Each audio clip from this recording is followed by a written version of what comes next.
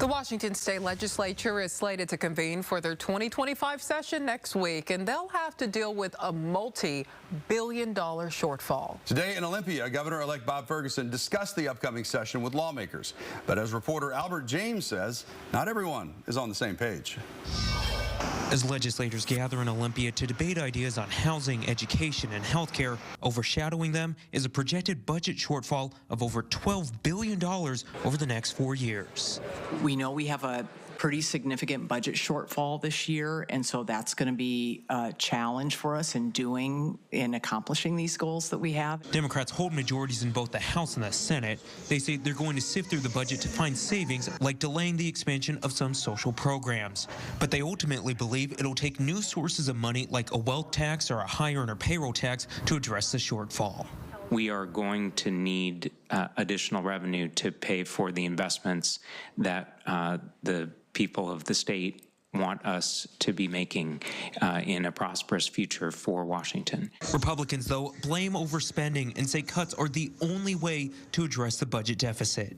A tax on jobs is going to make it harder to find a job. A tax on innovation is going to make it harder for companies to succeed here, that is going to grow new tax revenue. A tax on housing is going to make it harder to solve all the challenges with affordable housing that we talked about earlier. We have got to do a better job. We can definitely find room in the budget to balance it without new taxes. Governor-elect Ferguson also says cuts, not new taxes, are the way to go. We are not going to tax our way out of this thing. Not going to happen, right? I'm proposing a 6% cut across state agencies. I want to be clear, some agencies will have to take more, some will take a little bit less, but basically the equivalent of 6% is what we're going to have. We exclude from that K through 12 education. We exclude from that public safety. The governor-elect says state agencies will be asked to find savings in administrative and program costs, a move he says will save the state $4 billion. Ferguson also hopes to get new investments in housing, ferries, and public safety, including a $100 million grant program to hire more police officers across the state. The widespread cuts will be challenging, he says, but it's necessary.